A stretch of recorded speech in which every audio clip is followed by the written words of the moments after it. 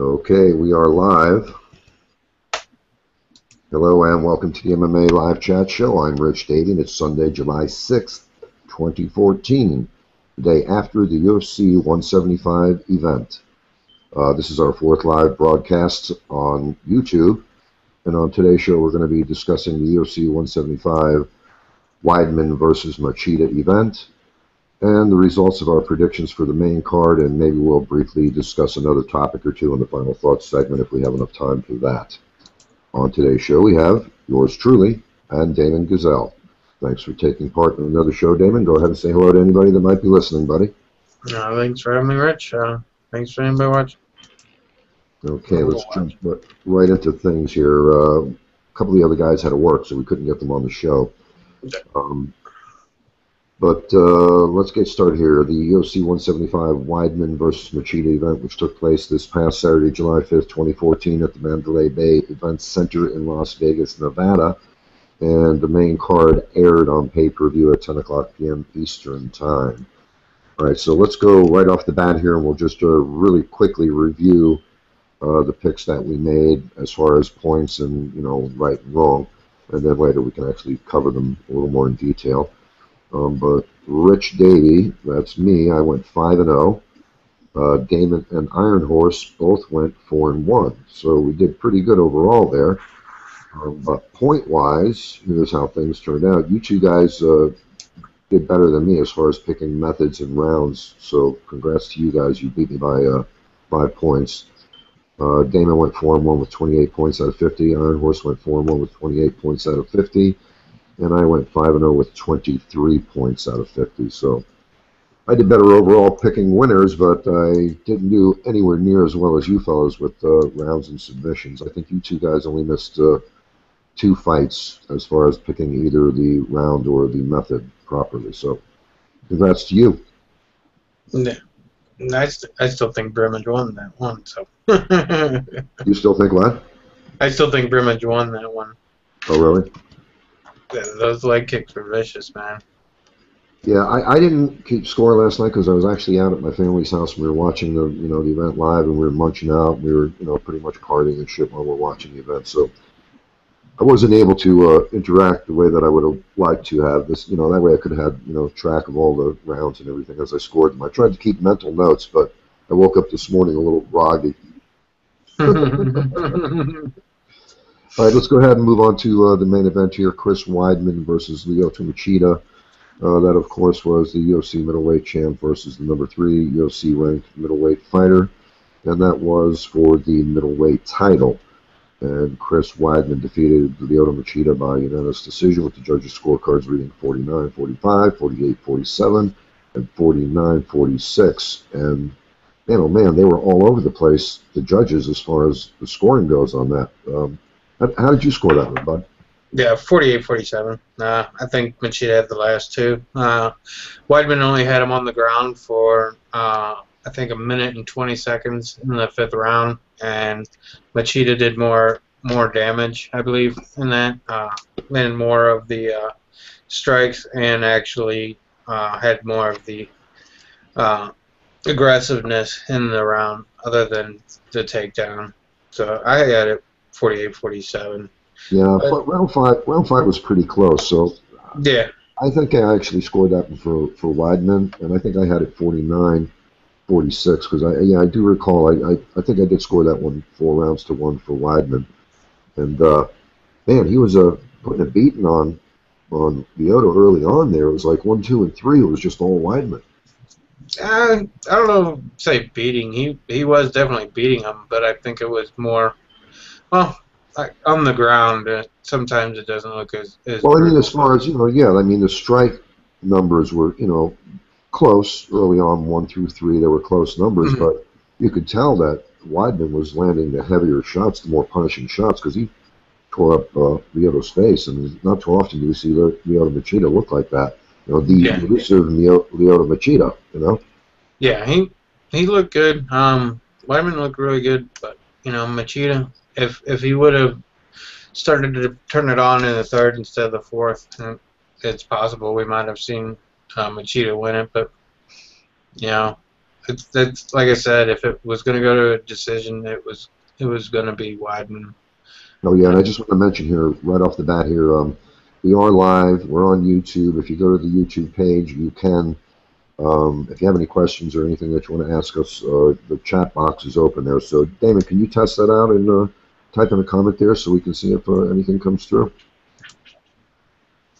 And if you guys, go to the YouTube page, the column on the right there, it'll say view comments. I believe you can just click on that. You can see the comment box on the right-hand side right next to the video.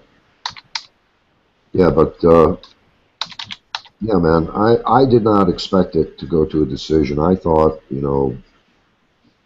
not that he wasn't trying, but I thought that Weidman was going to, clearly make a statement and look to knock him out, at least by the third round. And he was trying like hell, but he couldn't get it done. No, Machida's too elusive. I didn't think he would be able to put him out. I mean, I was really impressed with the fucking takedown defense by Machida too, huh? Well, Machida's always had really great takedown defense. I was actually surprised that Weidman actually. Yeah, I was actually surprised Weidman took him down as many times as he did. Oh, really? You were? Oh, yeah, because Machida does have such great takedown defense, and he wasn't on the ground for very long when he was taken down. Machida's his style is a nightmare for wrestlers, but the only problem with his style is he's backing up too much and he's letting the other fighters score on points by their aggressiveness. That's 1 through 3 was all Weidman as far as controlling the octagon goes. All Weidman 1 through 3. Oh, yeah. Yeah, Weidman. There's no question that Weidman won that fight. Like I said, round 5 is the only one that I thought maybe was 48-47 because I figured I thought Machida actually did more in that round. I went and I looked at the controversy because, of course, being that it's Lyoto Machida and he's a legend in the sport and another up and coming fighter, Beto legend. There's always going to be that controversy. As pretty much it's similar to the situation with John Jones. John Jones beat everybody up and coming. No matter who they put in front of him, he beat everybody. And people didn't like the fact that he was beating legends as he was. And now we're going to start to see the same thing with Chris Weidman because he did it to Anderson Silva. Now he's done it to Lyoto Machida. And you're going to have the fans out there who just don't want to accept the fact that we've got a new up and coming type of a fighter here. And, again, every 4 to 5 years it seems to happen that way in the UFC, where we reach another plateau of fighters that, encompass all of the skills and put it all together, even better than the previous generation. And I think we're seeing that again because, all of the legends are fading away now, or, they're getting older and they're not as effective as they once were, and they're dropping out, retiring. And then we got all these young guys coming up who are, pretty badass. So, again, I don't think the 5th round was. Chris Weidman was actually winning that. I went and I looked, and there was like a 1 minute of time that Lyoto Machida was actually controlling or scoring points in the 5th round, from what I went and researched this morning. Yeah, I rewatched that round, and again, I still think he did. I think he was pushed him back and everything, and I wouldn't have a problem with that. I wouldn't have a problem if they gave him the round because, to me... no matter what, Weidman still would have won. I think the one judge who had it 48-47 actually was the one who had it right. Yeah, and I agree with the guy at 49-46. And then the other guy saw it as I guess he had one round either, 49-45. And that could have been the... Well, no, that wouldn't have been even 49-45. So wait a minute, I got the judge's scorecard right here in front of me. It was Chris Lee. He scored round 4 for Lyoto Machida. He scored round 3, 10-8 for Weidman. I don't see that. Yeah. And then that was the guy who was 45-49. So that I would say that would be the questionable scoring card there. Yeah. But I could go with either 48, 47 or 49, 46. I mean, either one of those I'm fine with. Yeah, But I yeah, mean, I did, yeah. Weidman won. And the funny Weidman thing won is no matter also, what.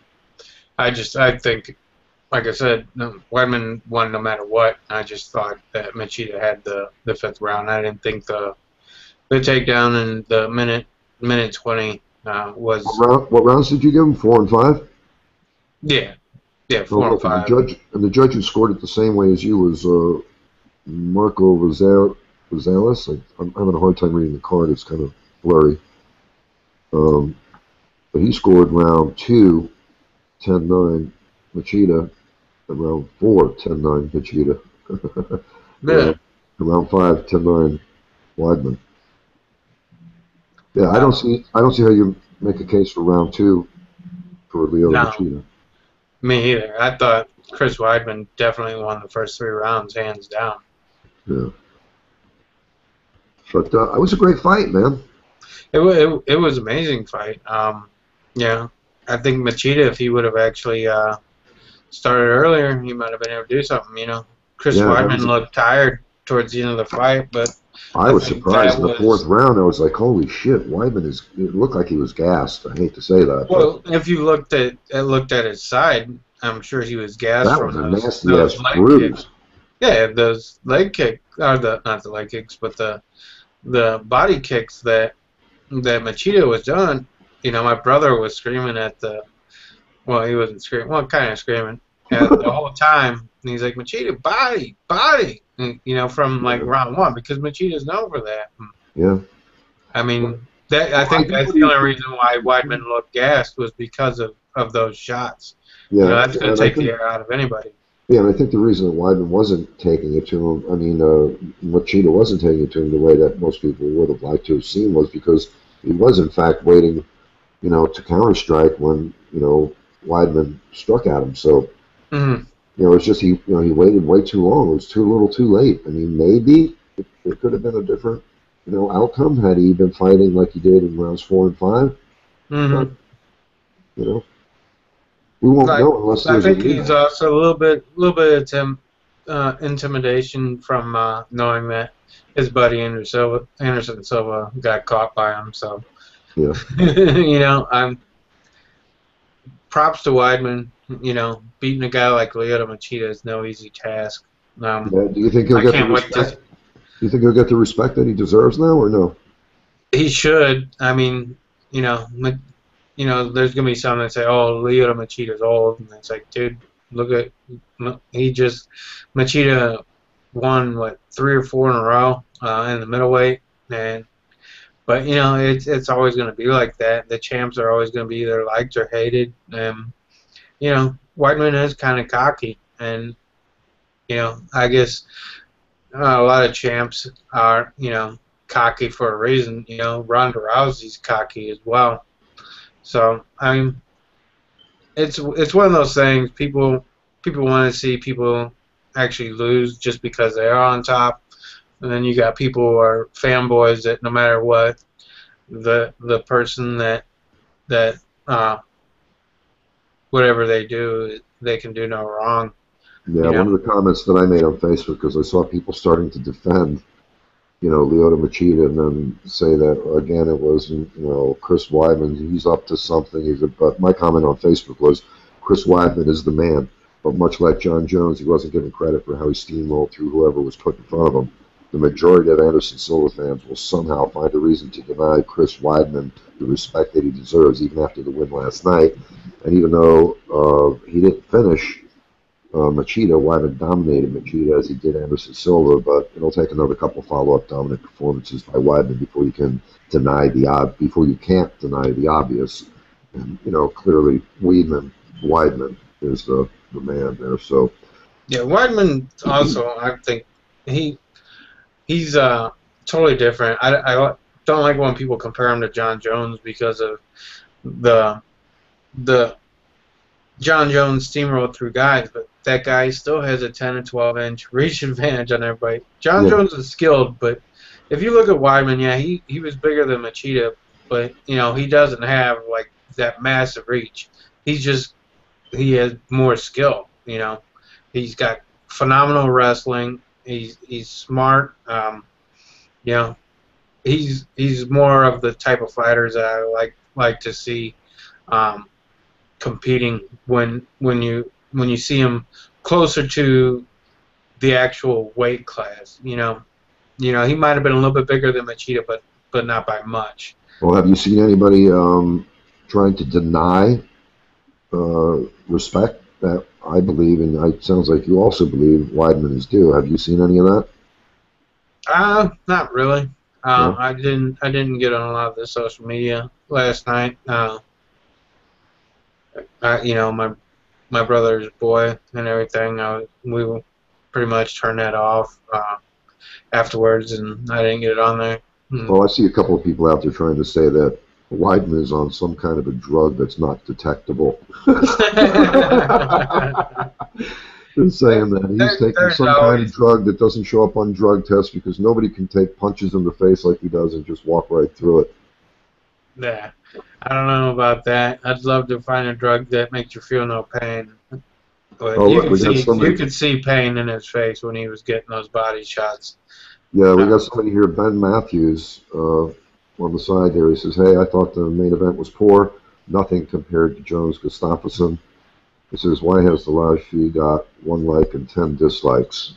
No idea. We probably have a lot of enemies out there. Yeah. I don't know about the main event being poor. If you don't like Machida's style of fighting, yeah, of course you're going to think it's not that great. But if you look at the last 2 rounds, that fight was pretty amazing. But yeah, I kind of see his point where he thought the main event was poor because Machida really didn't do much for 3 rounds, and then come the 4th and 5th he turned it up more. I would have liked to see Machida turn it up for the entire 5 rounds. There was quite a bit of running around by Machida, so yeah, I can see that. I can definitely see that. Well, yeah, I mean, I guess I agree with Ben as well. They're definitely nothing compared to the Jones-Gustafsson fight. That was clearly, one of the best events of the year. Yeah, it was one of the best fights of the year, or not this year, but I mean one of the best fights ever, I think, just because of the circumstances around John Jones, and and to see Gustafsson come in and actually be able to make it competitive where nobody else has. Yeah. Well, I hope that answered your question, Ben, about the Gustafsson comparison there, because we agree with you there. Yeah, no clue why we got 1 like and 10 dislikes. I mean, yeah, I can't answer that one there. All I know is that we got a couple of people that aren't fans of ours because we speak the truth. So yeah, Ben had put another comment in there. He says, yeah, the last 2 rounds were good. Yeah. Yeah, the last 2 rounds definitely, but yeah, I agree that the first 3 rounds it should have been Machida should have done more, but that is Machida. I mean, Machida is always going to have people disliking his style, and it's understandable. People don't want to see fighters running away from other fighters. They want to see action, and Machida did look like he was running away for 3 rounds until he started to actually get into a rhythm of some sorts. Well, let me recap real quickly here because we spent enough time on that one there. As far as our picks for that one go, Damon went with Chris Weidman by decision. He got 10 points. Iron Horse also went with Chris Weidman by decision, 10 points. And I actually thought Chris Weidman was going to finish the fight. And I was expecting a 3rd round TKO. I got 4 points for that. Okay, Ben, do you have any more questions before we move on to the next one?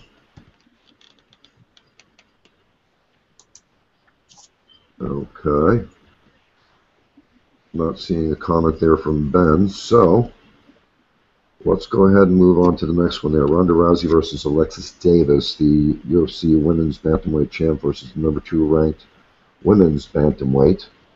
And holy geez, man, did Ronda Rousey look incredibly impressive in that? I mean, holy geez, she set a record there. She defeated Alexis Davis by knockout due to punches in round one at 16 seconds. And it wasn't, well, it was a record. It wasn't the record, but it was the second quickest knockout in UFC history. 16 seconds. Yeah, it could have been sooner than that, I think, too, because Yeah, because like a lot of people were saying, she was Alexis out. Davis was out on her feet, and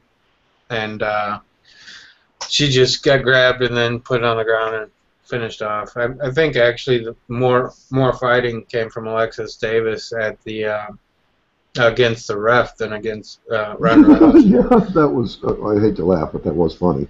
Yeah, I mean, yeah. You hate to. But my nephew kept saying, he goes, man, she was out, from the judo throw, because man, when they're calling it a slam, a couple of sites I'm seeing.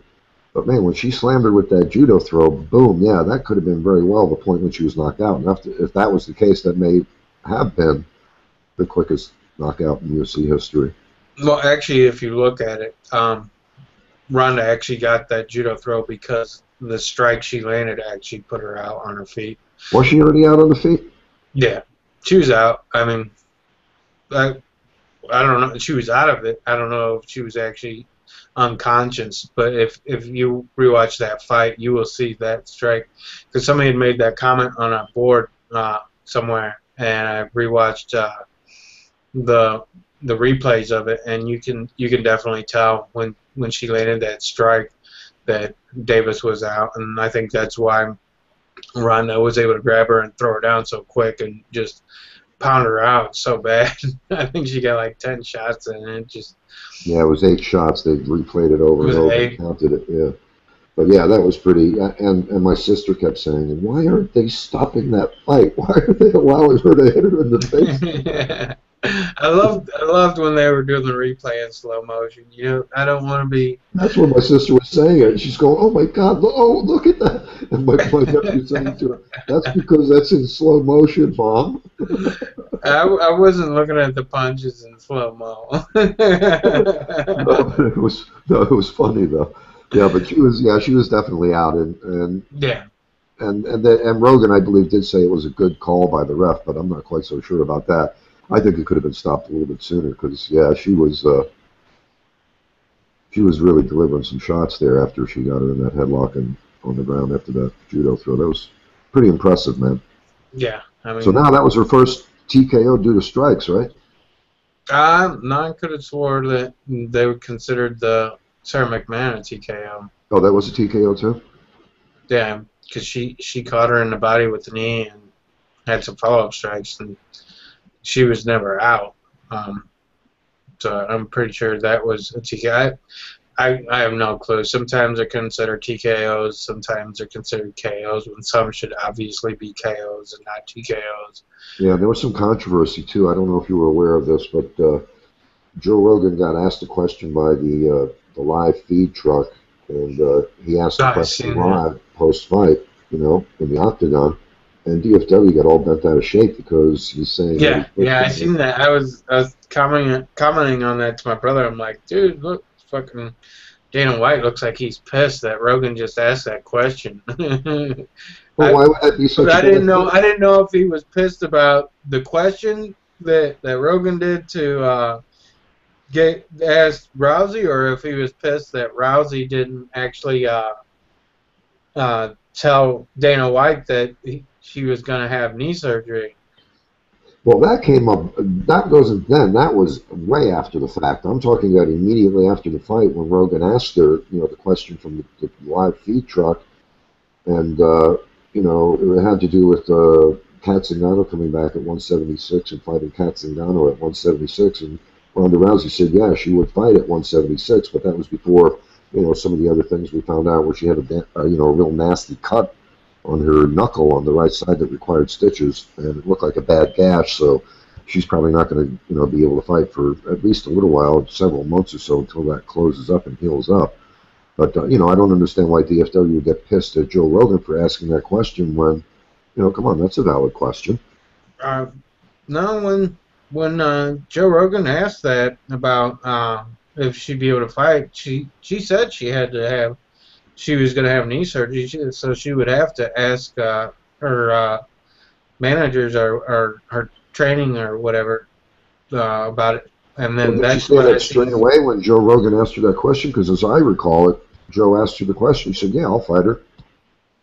She said, yeah, I'll fight her, but she had to talk to her management or whatever, and because she had uh, she had knee surgery planned, but because she had said, but she, it's a minor surgery and she might be ready by August. Yeah, and I saw them blowing that up on the internet. I can't remember what site it was, but they're saying, "Oh, Ronda Rousey might be having career-ending knee surgery." And, you know, You never little, know, little, actually, with knee surgery. I mean, they do have the best surgeons, but yeah, it is possible that something could go wrong. yeah, that always can happen. But I thought, that was pretty impressive there. It's nice to see that, she's capable of going out and getting a TKO in a devastating fashion like that against the number 2 ranked fighter, who everybody thought, well, maybe not everybody, but a lot of people thought that, Alexis Davis would be able to, hold her own as far as, grappling goes, being that she was not only a Brazilian Jiu-Jitsu black belt, but she's also a Japanese Jiu-Jitsu black belt as well, I believe. So a lot of people thought that when it came to the grapple and went to the ground that it wouldn't end up like that, but holy Jesus, man, that was pretty impressive, huh? Yeah, But again, like you said, that could be due to maybe she was dazed on her feet, the judo throw screwed up even more, and then probably the first shot that she hit her on the ground, she was, I don't know, because then you remember the replay when they were showing her hand up in the air, and Alexis Davis had her hand up in the air, and she took a couple of shots and then started falling back, and that's when the ref actually stopped it, which is why Rogan was saying it was good, because he saw once her hand was dropping down that she was out, and that's when the ref jumped in to stop it. So yeah. I mean, I think she was out on her feet, out of it maybe. Not necessarily actually KO'd, but she was out on her feet. That strike definitely took her out, and then Ronda got the judo throw on her, and then just pounded away on her face, and yeah, so I guess now when we're making our predictions about Ronda Rousey, we're going to have to take into consideration TKOs, not just subs. yeah. But if she gets too confident and gets away from what got her where she is, she's gonna wind up losing. Yeah. All right. Let's. Any more comments on this one here? No, I mean, Okay. it was too short. I mean, Yeah. Well, it was nice. It was impressive. It was good to see her, do as well as she did again against the number 2 ranked UFC women's bantamweight fighter. So, I mean, what's going to happen to? I saw a lot of fans out there kind of dissing Alexis Davis after that fight, saying that she doesn't have any, right or reason to be fighting, somebody the likes of Ronda Rousey. Again, I'm a Rousey fan, but that's pushing things a little bit too far. When you're the number 2 ranked women's fighter in the UFC, you do have a right to fight the number 1 fighter in the world. yeah. After seeing that, you kind of wonder too. Did she have any right? I mean, Rousey is like I said in the pre our pre-show that we did. Ronda is far and above any of the other competition in that division. Uh, maybe Kat Zagano might be able to put up a little bit more, but Rousey, she's just, she is super talented. I mean, I think she could beat some of the guys actually. Yeah, she probably could. She is one of a kind. She is a Okay, let me beast. wrap this one up here again. Ronda Rousey defeated Alexis Davis by knockout due to punches in round 1 at 16 seconds to defend the women's bantamweight title and secure the second fastest KO in UFC history. And on that one there, Dana went with Rousey by 7-1. He got 7 points. Iron Horse went with Rousey by 7-1. He got 7 points also. And I went with Rousey by 7-2. I got 4 points because even though we all picked wrong, you two fellas picked a first round finish, so you get extra points for that. All right, let's move on to the next one there. This one we'll briefly just go over here because the fight didn't actually happen. Matt Mitrione versus Stefan Struve, the number 19 ranked heavyweight fighter versus number 18 ranked heavyweight fighter. And the fight was canceled in the 11th hour due to Struve suffering from heart palpitations and nearly fainting backstage. We know that Struve had previously been diagnosed with an enlarged heart, and that medical issue obviously didn't just disappear on its own. And, I had a theory here that more than likely what happened was it was due to a combination of drugs that alleviated the issue that allowed him to come back and fight again. But I think that more than likely what happened there, being that, he had to be tested, for drugs, prior to the fight, he maybe had to quit taking the medication that was helping his heart condition. And in order to, pass the pre-fight drug test by going off of those drugs, maybe that's in fact what caused him to stress out and his, heart to race and nearly pass out. But I'm going to guess that's probably what it was. And more than likely, I see a couple of people out there kind of agreeing with me on this. I think this may in fact be the nail in his coffin as far as his MMA career goes. What do you think? I actually think that what it was he does have the heart issue, and he recently lost his father to cancer. I think as a person that has anxiety, I think he did have like an anxiety attack, and that then an anxiety attack can actually make your heart race and everything else. I just think it was all too much for him coming back. I think it's unfortunate. His health is more important than anything else. If it sucked that they had to cancel it, but it's I better didn't see that. than to let him go out there and get hit hard or something. If he's Possibly die in the octagon from an enlarged heart. Yeah. I mean, you see that in sports all the time, and like basketball, you'll hear these stories about basketball players in, high school and college, where they're sitting, nobody ever suspected anything. They're playing basketball, and all of a sudden, your heart blows up on them, and they find out that the guy had an enlarged heart. So, I mean, we certainly wouldn't want to see that in the octagon or in MMA in any organization. Yeah, if you have like heart problems too, you're more prone to anxiety as well. So I hope it's not ending, a career-ending issue for him, but I suspect it may be.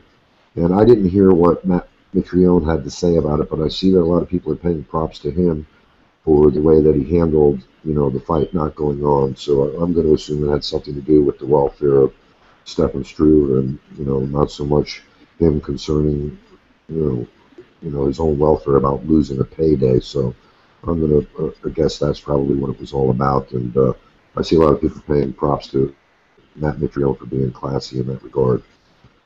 All right, let's move on to the next one here. Uriah Hall versus Thiago Santos, number 32 ranked middleweight fighter versus number 42 ranked middleweight fighter. Uriah Hall defeated Thiago Santos by unanimous decision, with the judges' scorecards reading 29-28, 29-28, and 30-27. And man, I love this guy Uriah Hall, as I said earlier on this show and other shows. And he did seem to be able to start pulling the trigger, but it took him a little while to warm up. What do you think of that performance? It was a good performance considering he was fighting on a broken toe. I didn't like the showboating. Yeah, I didn't like the showboating. Hands down and stuff, disrespecting your opponent. I was actually kind of hoping that Santos or whatever would have landed a strike there, and I hate that. It's martial arts. Show your opponent some respect. Yeah. Yeah, I don't like the clowning an opponent either. I'm really not a fan of that. Other than that, yeah, he looked good, especially fighting on a broken toe. And that thing was nasty and mangled. How did you score that one? I thought it was at least 29-28. Yeah, I think I scored. I could see it 30-27, but I think 29-28. Yeah, I think I scored a 29-28 too. I don't recall which rounds were which because I didn't keep track of it on paper or anything like that. But yeah, I thought Uriah Hall won that. He did look a little bit better. Geez, could you imagine what he would have been able to do if he hadn't broken that toe in the first round? I mean, that was pretty nasty. I saw the X-rays of it this morning, and Holy jeez. Yeah. That looked like he might have to cut the end of that toe off. I hope not. I mean, that would definitely mess with him. I mean, you know, uh, well, it's not the big toe, so the big toe's the main one. Yeah, exactly. You lose the big toe and you have a hard time balancing yourself. Yeah, but I don't know. I was impressed with his striking and everything, but like I said, the showboating and showing your opponent disrespect in the octagon is not something I ever want to see from a fighter. And it makes you kind of think, It is meant to get into somebody's head. Yeah, I understand that, but I just don't like it. well, Talk with your fists. Yeah, I was going off. I was going off in another direction. It kind of makes you think when you look at the toe when he was sitting on the stool and the doctors came in because his corner was clearly trying to hide the fact that his toe was broken, but you could see it, and they were actually trying to hide it from the doctors. They didn't want a doctor stoppage. Yeah, if they've got a broken toe and they can still get out there and fight and intelligently defend themselves, yeah, that's what Joe was saying. That's what Joe was saying. He was saying as long as you can go out, there's no rule that you have to quit fighting if you got a broken toe. Exactly. I mean, it'd be one thing, if it was a broken ankle, like we've seen where a fight was let go on for so long with a broken ankle. Yeah, who was that? That was just recent too, where the guy broke his ankle and he was trying to fight. Who was that? I want to say, it was within the last month. Yeah, it wasn't too long ago. It was he's a guy that's been in MMA for a while with the UFC. I can't think of his name right now. Me neither. So many damn events, dude. There's another event tonight. It gets annoying. Yeah, I know. It's so many events you can't keep up with everything, but yeah, it'll be interesting to see what happens from here because he did look like, again, we both questioned the fact, all three of us did on the pre-fight show, but we were all questioning the fact whether or not he was going to be able to pull the trigger. It looked like he was a little slow to the start to pull the trigger because he didn't look all that great in round one, but he started turning it up in 2 and 3. And that was pretty amazing there considering, the injury he had in the first. So maybe in the first round he hurt his toe early on and he was kind of hesitant. And then in round 2, he realized that, oh shit, my toe is broken, man. I need to do something to end this. And, unfortunately for him, he wasn't able to end it. He had to fight through the whole rest of the fight like that. But pretty impressive. I think round 1 is the one that he actually lost on the judges' scorecards because he didn't really come on until the end of that round, and that's when he was doing the showboating too. Yeah. Yeah, it was like within the last minute of the first round, I think, right? Yeah. Yeah, and then 2 and 3 was all him, but like I said, that probably was due to the fact that, holy jeez, I've got a broken toe here. It probably could be stopped if that gets any worse, because he said every time he threw the kick or stepped on his foot, he could feel the bone moving in and out of his skin. Oh, yeah. It was nasty. I mean, it would have been nice if they could have taped that up a little bit. I mean, you've got an open wound and you're walking around in other people's sweat, so. Yeah. Well, it was good to see Uriah Hall get the win there. It's nice. He's got 2 in a row now. He looked fantastic other than the showboating. Yeah. Yeah, so maybe we can say he has turned the corner here and he's on his way back to his winning ways there. Let's recap here how he did here. Uriah Hall defeated Thiago Santos by unanimous decision with the judges' scorecards reading 29-28, 29-28, and 30-27. Damon went with Hall by KO in 2. He got 4 points. TKO. It said KO here from what I got.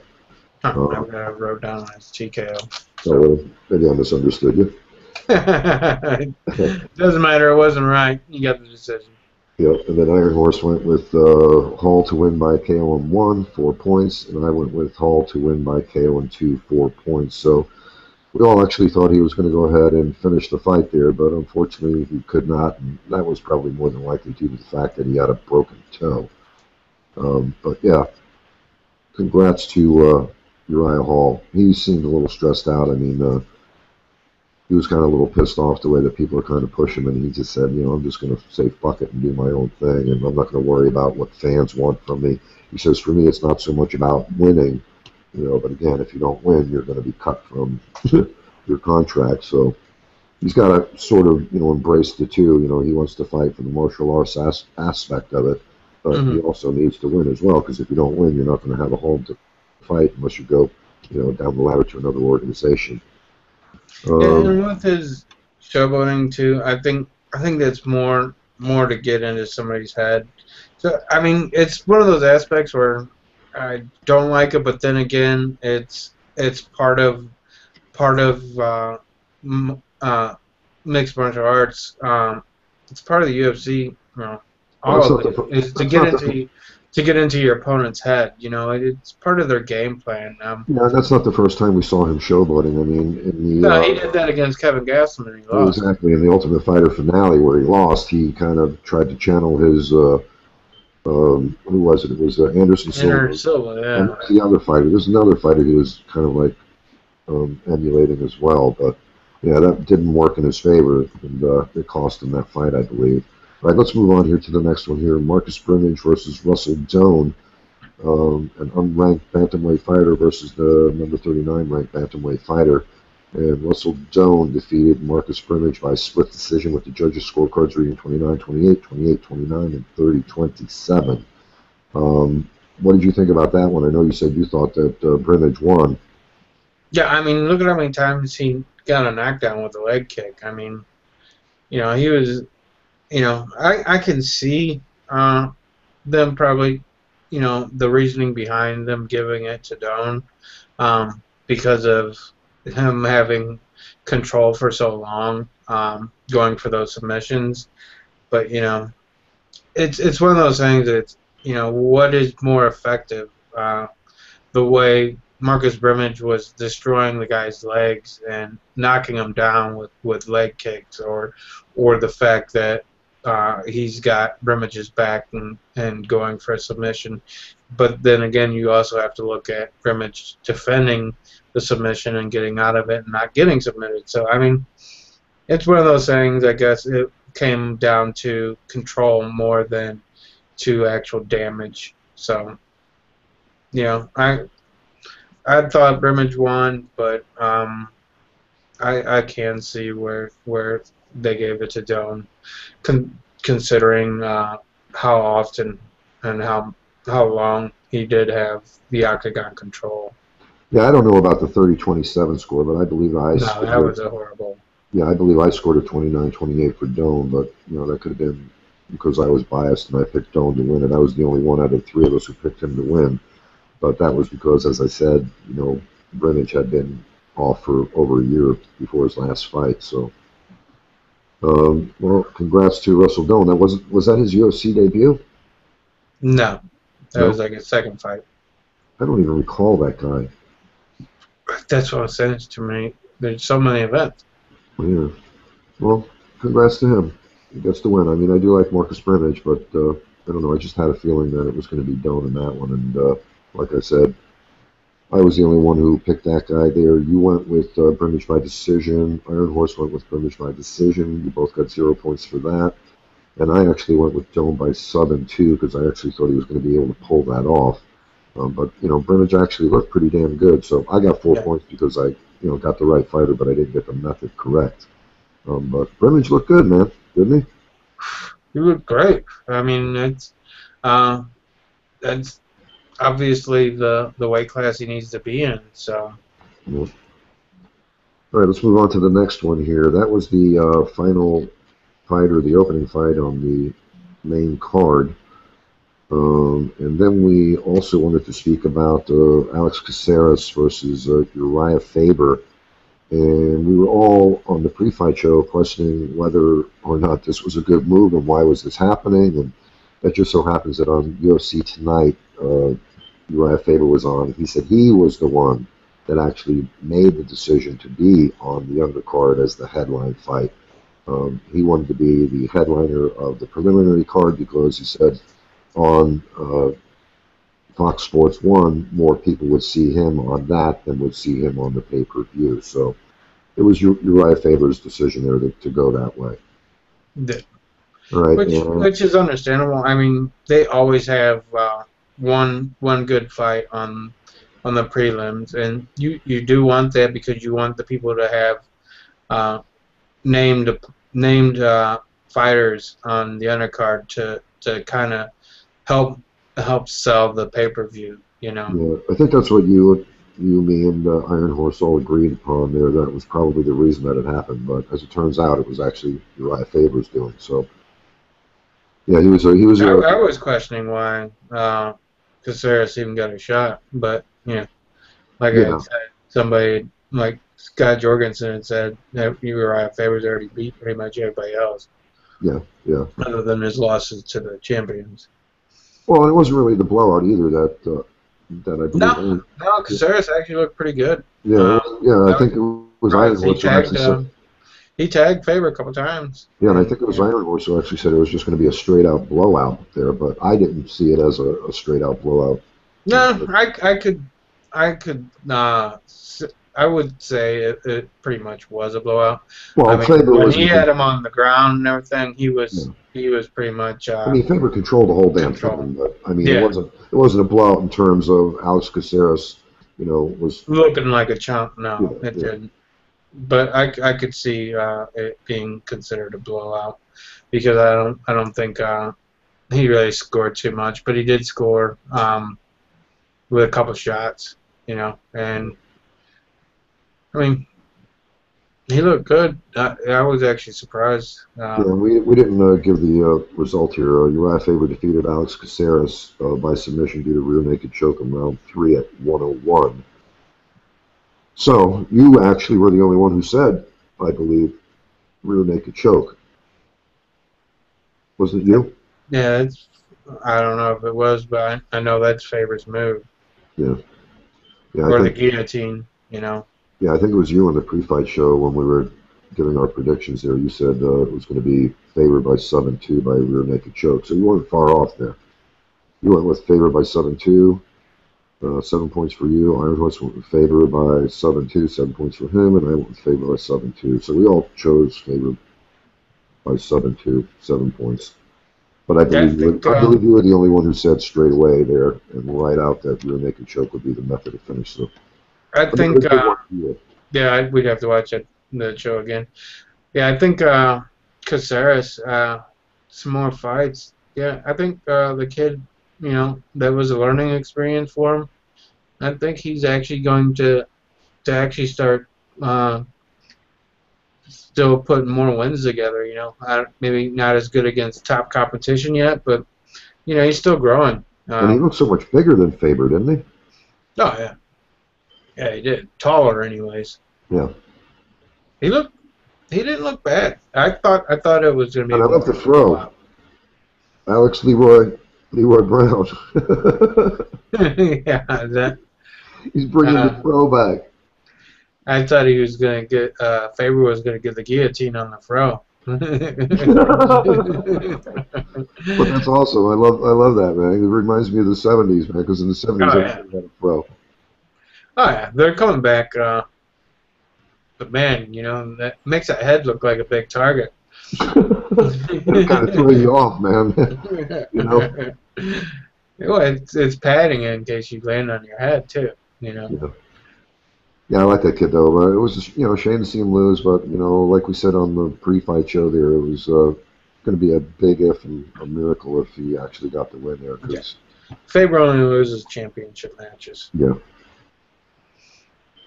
But he is getting older, so I mean that's possible.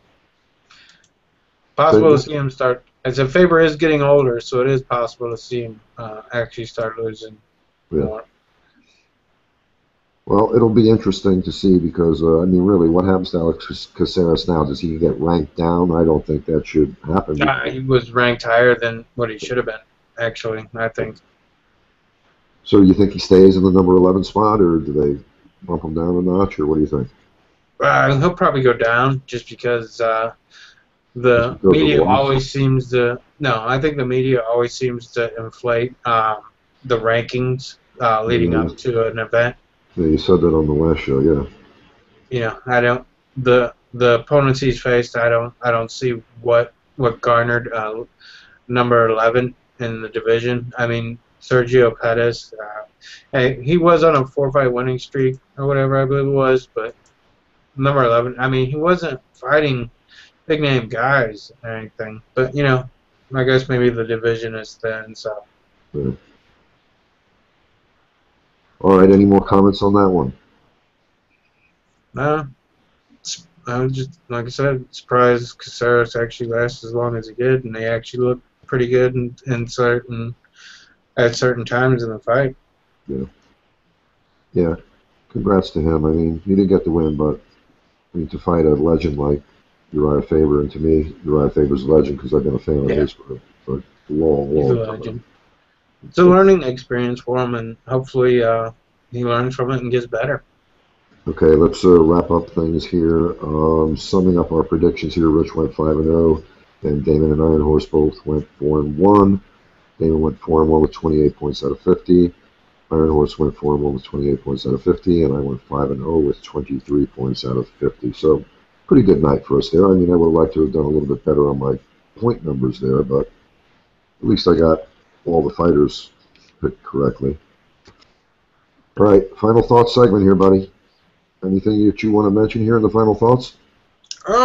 Yeah, I was actually at seen an article where John Fitch was saying that he believed that if it isn't already happening, that pretty soon that the UFC will be fixing matches because it's more entertainment than it is about fighting now. And you know, there have been some matches where I have wondered if they were fixed or you know, at least the judging. That would be the end of the UFC if that ever happened. I was actually chatting on Facebook this morning with a couple of new friends that I have there, and we were actually speaking about Pride and talking about how Yeah, that's what John Fitch was it's saying. common knowledge that Pride had works, you know, fixed fights, and you know, that was pretty much the end of Pride.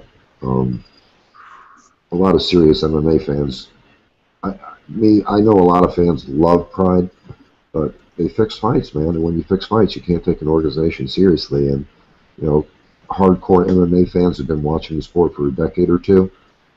They're not going to put up with that. If the UFC gets caught fixing fights, that'll be the end of the UFC. Or as far as you know, serious fight fans go, they won't take it seriously anymore. They'll start calling it, you know, WWE, UFC. Well, you know, I mean, Vince Dana has studied Vince's model for his business. Some of it, you know, I won't deny it. There are some times where I feel like maybe they are fixing stuff, but you know, Well, it's so hard to say. It's so hard to say. It is Vegas, and there are a lot of fellas out there with bent noses. So who the fuck knows? Yeah, I mean, like the Hey, Brow fight. If you look at like the Brow fight, he never looked like he was actually in that fight, and now he's getting an instant rematch. It's like why is Brow, after he got dominated by T.J. Dillashaw, why is he the one that's going to get the next shot to get I the was title also back? talking with people on Facebook about that as well. Yeah, why is the question? Why is that fight even happening when you know you can make a point for an immediate rematch if it's a close fight or the ref played a part in a bad outcome or the judges gave a bad outcome as far as score goes. But when a fighter gets his ass whooped for the whole fight, I mean that fight was scored a shutout by all three judges, wasn't it? It should have been. I mean, it didn't even get scored because it was ended. Yeah, I mean, as far as the scoring goes, though, I mean, they put the scorecards up, and the judges. No, Brown pretty much lost every round. Yeah. You know, I mean, TJ took him out with that one shot first, and Brown never recovered. Yep. But like I said, Brown never looked like he was into it from even from the announcements. And I've read about like the flu or something in the week before. But you know, going back to the one thing, you know, it does make you wonder sometimes if, you know, especially when you see some of the decisions, you know, the judges' actual scores, and I sure like to pull up the scorecards every once in a while, because you pull up the scorecards and you can see what these judges are thinking. Well, maybe you can't tell what they're thinking, but you look at what they're putting down, and it's like, sometimes you go, what the fuck are they thinking? Yeah. Yeah, I hope John Fitch is wrong, but I kind of do see I where mean, that could it be is. sour grapes too, because he left the UFC Yeah, in yeah, a of bad course. way too, because Right. they had no reason to let him go when he had a winning record, and they let him go just because they didn't like the fact that he was, smothering fighters and what a lot of guys call lay and Mhm. pray. But I mean, that's his style. But actually, did you see the WSOF event this weekend? No, I did not. He actually looked pretty good in there. I mean, a lot of people were making fun of him, but he was actually throwing some strikes on the ground. He wasn't just, holding. He was actually fighting Holman, and Yeah. he dominated Holman. But I mean, he was cut because of his style. Yeah, So it's one of those things that where the UFC is putting on are picking their competition based on exciting fights as opposed to who are the best fighters out there. I mean, it is mixed martial arts. I'm not a big fan of the wrestling and it where guys stall the fights, but it's up to the judge or not the judge, but the ref to break it up if a exactly. fighter is Yeah, you can't stalling. fault the fighter for that. I mean, if you don't like the fact that there's too much groundwork going on, and a fighter is wrestling another fighter on the ground and maintaining top control, you can't blame the fighter for that. I mean, as long as he's on top and he's controlling, that's a dominant position. And although he Yeah, might not be scoring, if there's no scoring going on, that dominant position is going to win you the fight. yeah, yeah. It's the stalling that I don't like. Yeah. If you're on the ground and you're actually doing some work. Yeah, but like you said, it's up to the ref. Stand them up if that's the Yeah, case. All right, but any other comments? no, like I said, that did get me wondering after Any seeing more some of news? I this know there news. was some other news happening and going on, but off the top of my head, I can't think of it. Um, I, Dana White was talking about um, uh, Chael Sonnen or whatever, Oh, yeah, yeah, yeah. Sounded possibly like being his able to. stance was softening on Chael Sonnen. Like I said from the beginning, I thought it was politics in the case, and Dana White's statement, where he says America is a very forgiving place, that obviously was politics. That Well, was the yeah, reason why. they That kind of made it sound like Fox came up to him and put it on him. Hey, man, this guy's got to go. It's pretty much what it sounded like to me. yeah, But it he sounded was, like it was politics. But Chael, hopefully, I think I had read somewhere Chael is actually looking to the WWE, maybe. are you shitting me? I had seen it somewhere. I'm not sure if that's the truth or not, or if Oh it man, I hope was. he doesn't do that. I hope they hire him back and get him back in the commentary chair or the anchor desk at UFC tonight. Yeah, I do too. But yeah, it's hard to. Uh, it's hard. It would be crazy. I don't know. I don't like seeing UFC fighters go to the WWE. That to me that gives less credibility to the UFC when something like that happens. I Yeah. mean, I guess you do have Olympic fighters and stuff go and go in the WWE. I mean, the WWE is sports entertainment, and it's a way for guys to make money, and it still takes athleticism and everything else. So who knows? I mean, hopefully we'll see Chael Sonnen back at uh, the the desk and doing what he does best, analyzing and commenting. Yeah.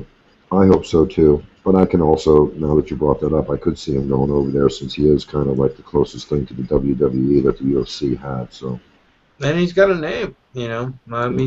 mean, he his trash talk have made him uh, a household name pretty much, at So least what in other the topics UFC. were out there? There was one other topic I know that was going on out there. For the love of me, I can't think of what the heck it was because I saw so many people bitching and complaining.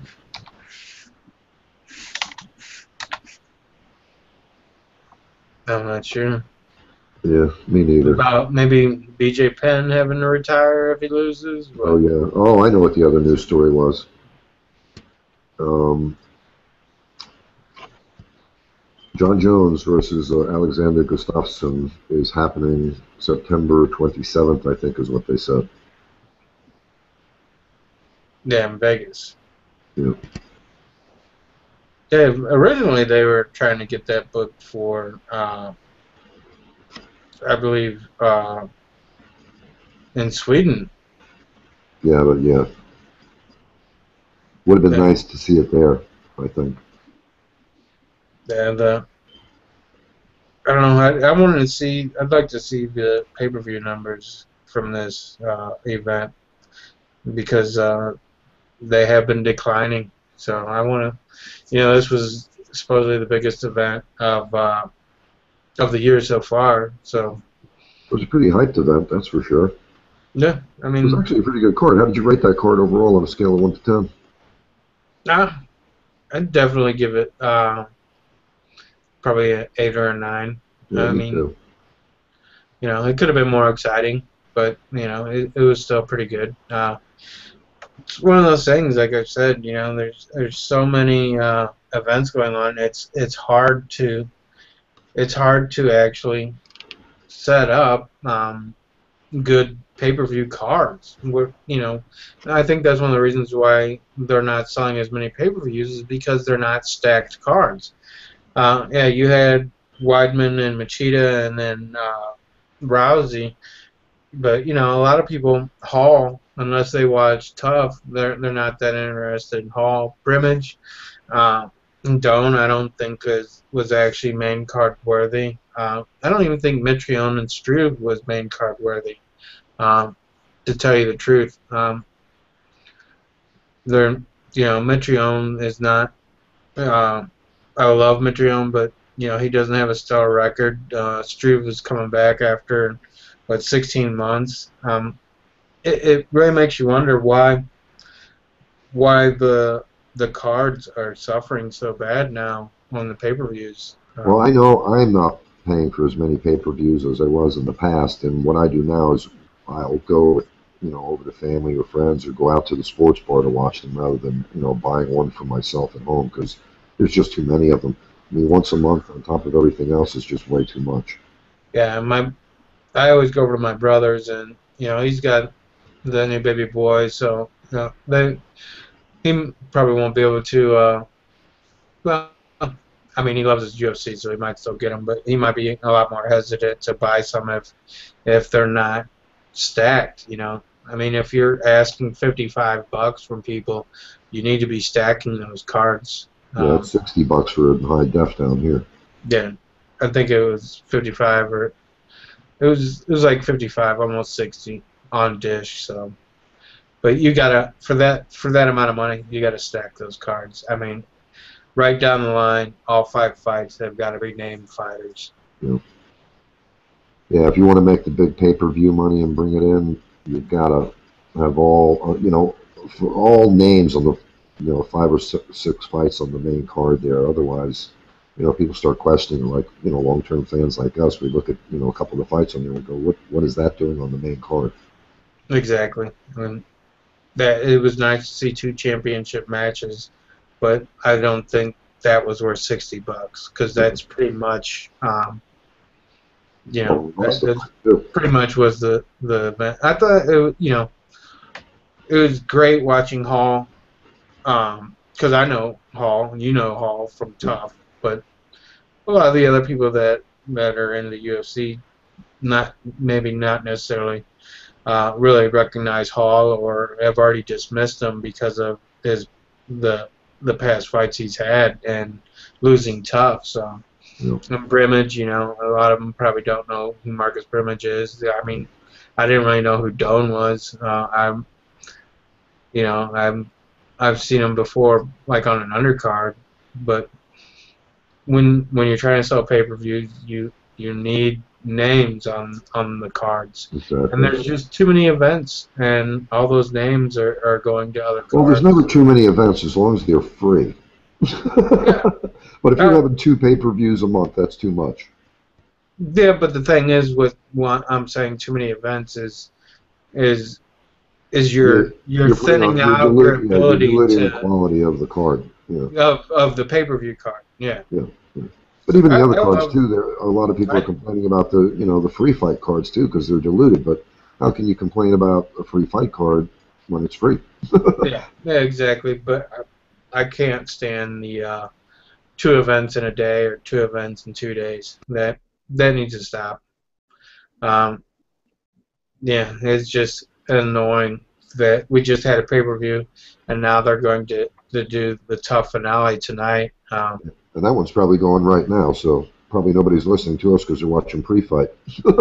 I, I think that was on Fight Passes when it started. It started off on Fight Pass, so at 6 o'clock might be when that actually started. So maybe the prelims are on. It's possible. I don't know, but yeah, I'll be watching regardless. I mean, yeah, I will too. Uh, we probably do need to get off to check out and see if that is going on. yeah. All right. Well, hopefully Ronda Rousey's knee isn't too bad, and she does return soon. But it's looking like she's going to be out for at least 3 or 4 months or so with that nasty cut on her hand with the stitches that required sewing that thing up because it was pretty gnarly looking. Yeah, and the And, knee is just maintenance. So yeah. Well, let's hope everything works out for her, and we do get to see her fight Kat Zingano sooner rather than later. So yeah, I've I been think waiting that'll to be see good. that fight for a while. Yeah. All right, buddy. All I right, guess that's it. We've reached the end of the show. Thanks a lot for showing up and being here, man. I appreciate it. all right. Thanks for having me, Rich. All righty. We'll see you next time. See you later, bud. All righty. Bye-bye.